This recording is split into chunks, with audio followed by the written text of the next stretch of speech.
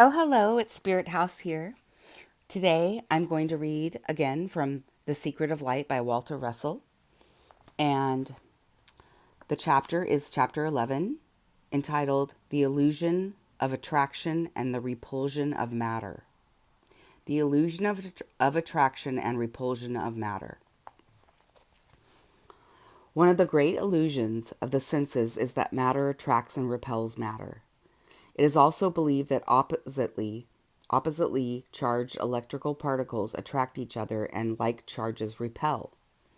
There is much evidence of the senses to justify such a conclusion, but it is of the same elusive nature as the evidence which deceives the senses that railroad tracks seem to meet upon the horizon.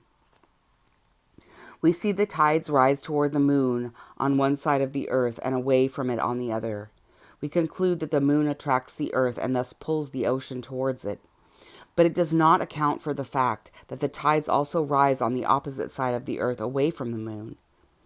What is actually happening is that all conditioned matter is constantly seeking to balance its condition with all other matter. The moon and the earth center their own respective wave fields surrounded by space. All wave fields are bound by planes of zero curvature and a zero pressure condition, which insulates each field of the universe from every other field. The very shapes of wave fields of Earth and Moon are forever changing to adjust their balance as the Moon revolves around the Earth. As a result, the mutual equators of both fields must lengthen disc-like on a plane which intersects the center of gravity of each body. Naturally, the tides rise toward and away from the moon. If the earth were all liquid instead of solid, it likewise would lengthen appreciably and its equators disc-like and flatten at its poles to meet the interchange of balance between the fields of the moon and sun, as Jupiter and the outer planets are so noticeably doing. It would also throw off rings as Saturn and all the stars of heaven are doing, and for the same reason. Polarity. We see the positive pole of a compass needle pointing toward the negative pole of a magnet, and the negative pole of the magnet pointing towards the positive pole.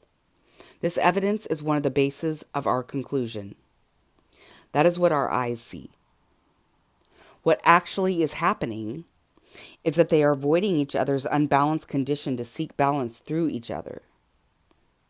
Opposite poles get as far away from each other as they can until their opposition is voided by balance in their fulcrum and they cease to be. When the positive pole of a magnet is brought into contact with the negative pole of another magnet, that effect, which we think of as attraction, is one of voidance. It is a cessation of opposition or power to manifest anything. Polarity utterly ceases at that point, and each opposite extends to each opposite end, each getting away from the other and through the other, spirally, as far as it can. If opposite poles attracted each other, they would be together in the middle of a magnet instead of at its ends. Matter is powerless to attract. Matter neither attracts nor repels other matter. Unbalanced conditions in matter seek balanced ones. All matter is motion, constantly seeking rest. This it can find only by balancing its condition with matter similarly conditioned by voiding the tensions of its sex condition. That alone is the cause of motion and the reason for its continuance or discontinuance. All matter in motion seeks rest. This is a universe of one thing. All matter which is electrically separated from that oneness seeks it. This is a fundamental principle and underlying desire of all creation. It is as true of humans and their emotions as it is of matter. We again repeat that electricity is a division of the one light into two extensions of that light projected through each other, each becoming the other alternately. The one light is a pressureless and sexless condition. The two lights, which are extended from the one, are opposed pressures and opposed sex conditions. Thus, there are but two conditions of matter, either expanding from stillness or contracting towards stillness. Each condition arises from the other. The instant it becomes its own opposite, it gets as far away from that opposite as necessary to find balance in a like condition. It seeks its like condition to find rest in a balanced condition, and not because the matter of it is attracted by the matter it seeks. A log floating downstream is seeking a balanced condition and is not being attracted by the dam or by other logs. These opposites represent the compression extension father-mother principle, which integrates light into solids and disintegrates it into vapors and gases. All moving masses are unbalanced. To say that these opposites attract each other is equivalent to saying that north attracts south, that inward attracts outward, that wetness attracts dryness, or that darkness attracts incandescence. Water, for example, is a compressed condition. When water vaporizes, it expands into its own opposite condition. It then seeks rest in clouds of like condition. When it thus finds rest in a balanced condition, its motion ceases and its opposition also ceases. Elusive evidence. Another effect of motion, which has misled the senses into believing that opposites attract, is that hot air is said to rise toward cold and cold air to descend towards heat. That is not what is happening. For like seeks alike. Cooling air is expanding and rising towards cold, and heating air is contracting and falling towards heat. Negative oxygen bubbles gather at the positive pole of a charging electric battery, and positive hydrogen bubbles gather at the negative pole. What is actually happening is that the positive pole is taking the positive condition out of the water, leaving the negative oxygen as a residue.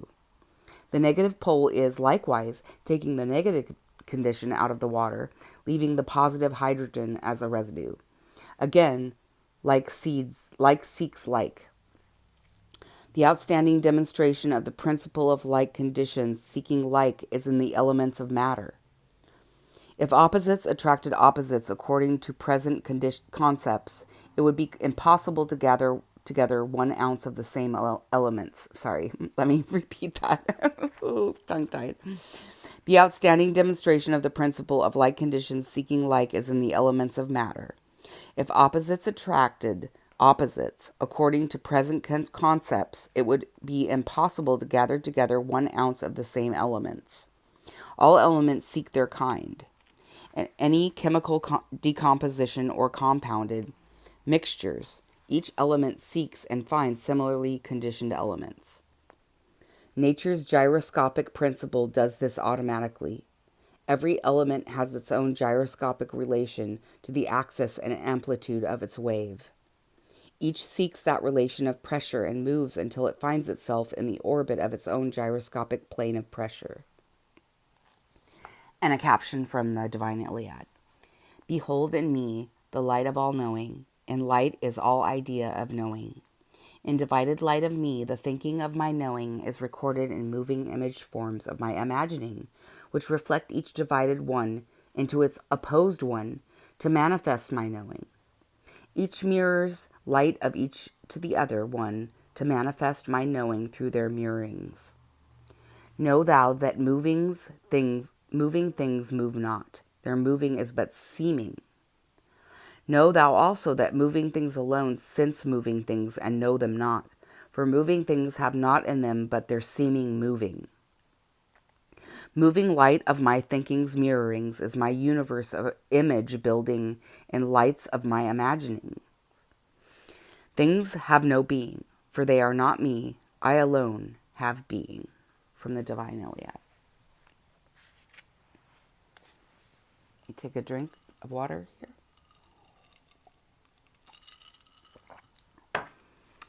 Okay, chapter 12, entitled Light.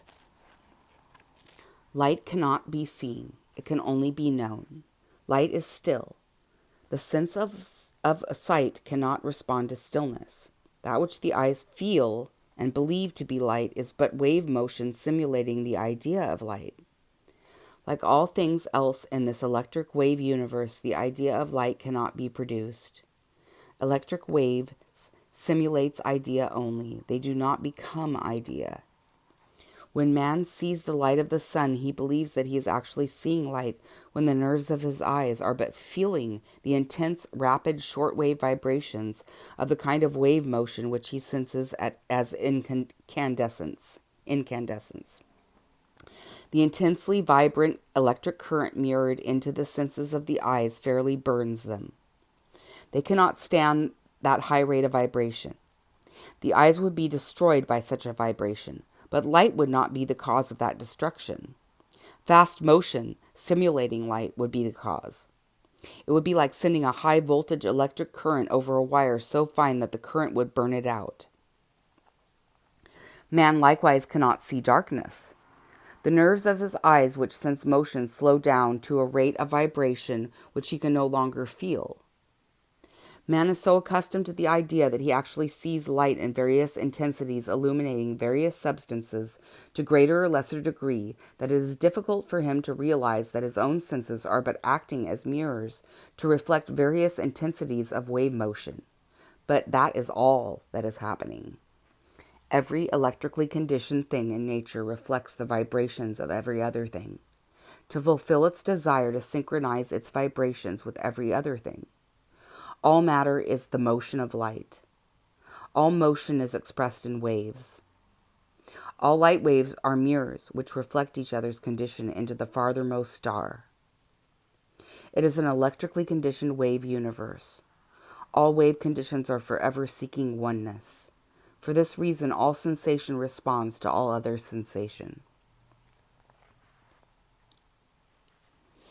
It is a wave universe. If you look at it horizontally, like linearly, it's a wave universe. If you were to look down into it, it would be a spiral.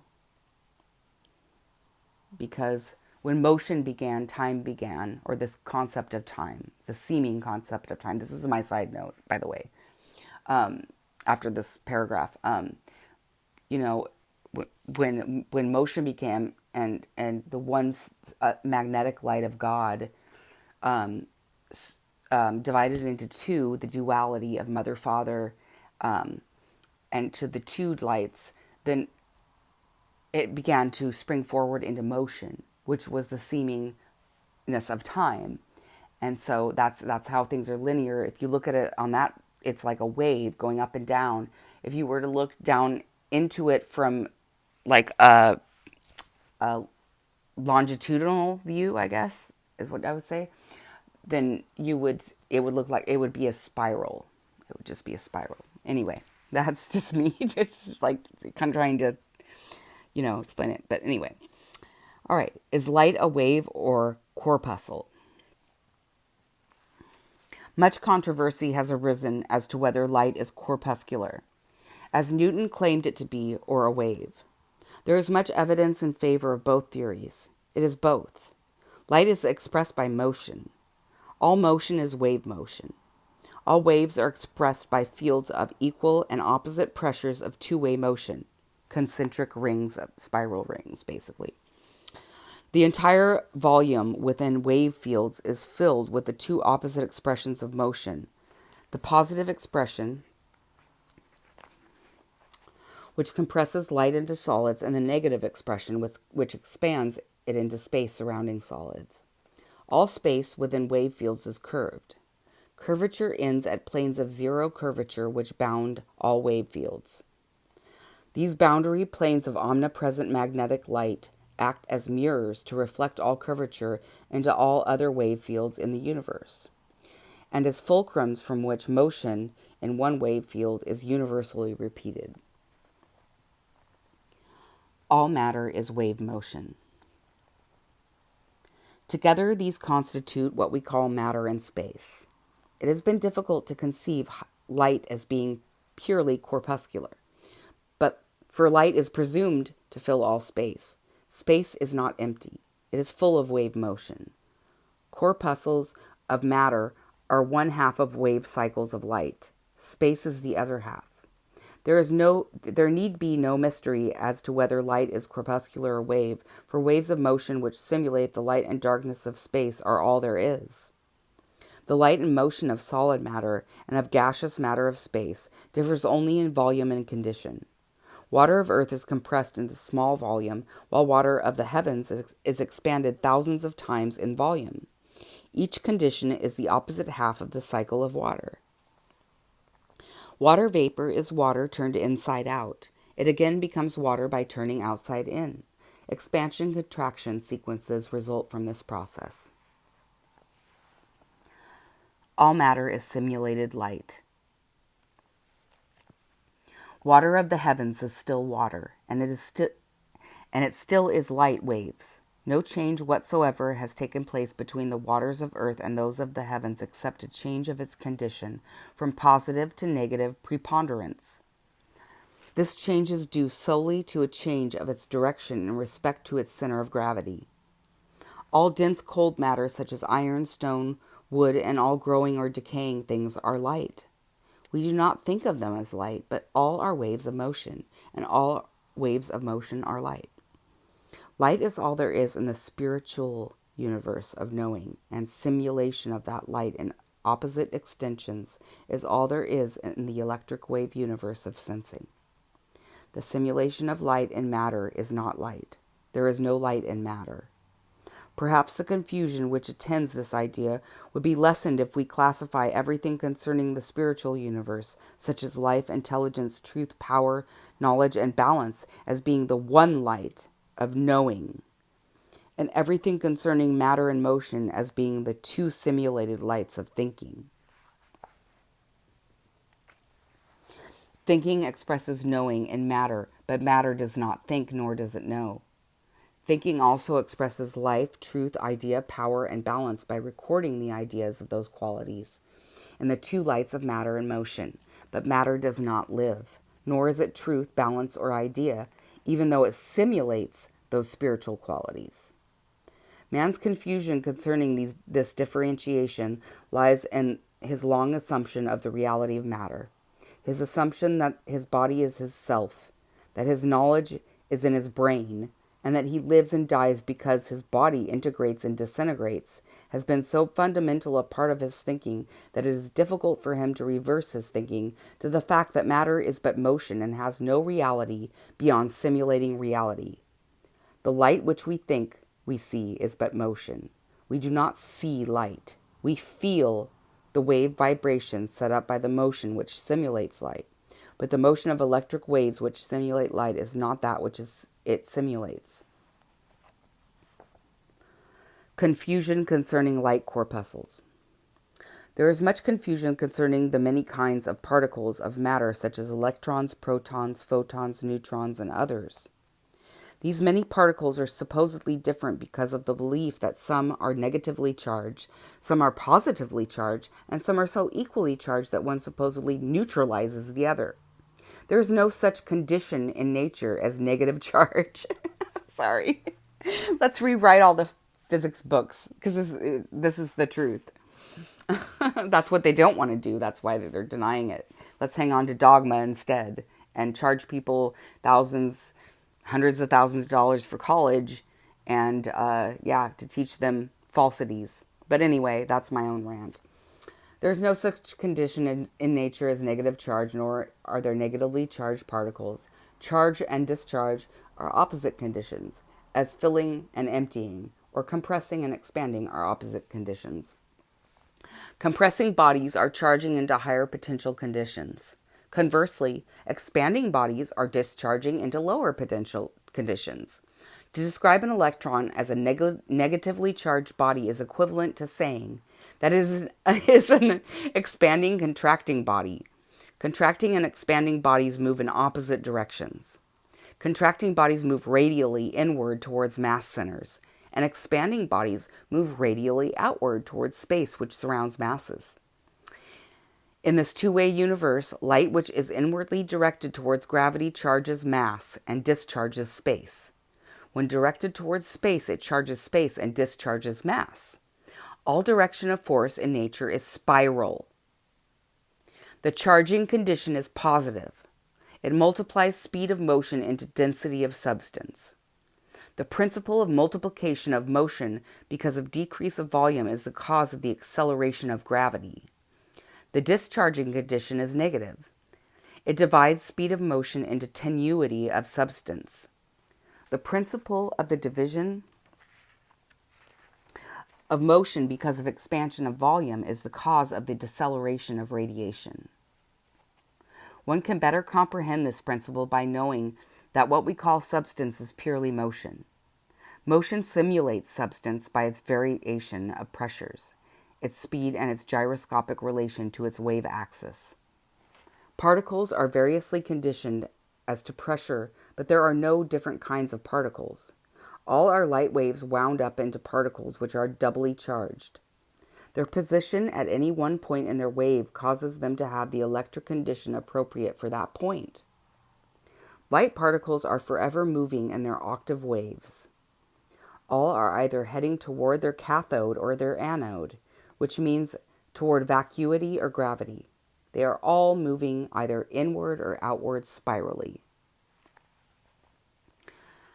And I'll try to share, my tech skills on YouTube aren't that great yet, but I'll try to share the diagrams that have been shared for the last 2 chapters to demonstrate these things in a visual form after this. I might have to share it in a community post, so check out my community posts after this, because I'm not quite sure yet how to get that on my videos as a slideshow, which I'd like to do, but I'll have to look into that. Anyway, all light particles are alike. All light particles are either expressing the mother light principle or the father light principle. For example, if a particle is on the amplitude of the wave, it would be a true sphere. And as a true sphere, it would be neither positive nor negative. It might then appropriately be called a neutron. A particle which is spirally heading inward toward the apex of a vortex in the process of becoming a sphere might appropriately be called a proton because of its expressing the father light principle. Again, if it is moving spirally outward, it could be appropriately called an electron because it would then be discharging in excess of its charge or expanding in excess of its contraction. Light rays, for example, leaving the sun, are discharging the sun. They are also discharging themselves because they are expanding into greater volume. They are also lowering their own potential by multiplying their volume. They reverse their polarity when radially converging upon the earth. They are then charging the earth and themselves by contracting into smaller volume and are simultaneously multiplying their own potential by thus contracting. And I'm going to stop this here because this chapter is long, and I will continue this chapter of light in my next video.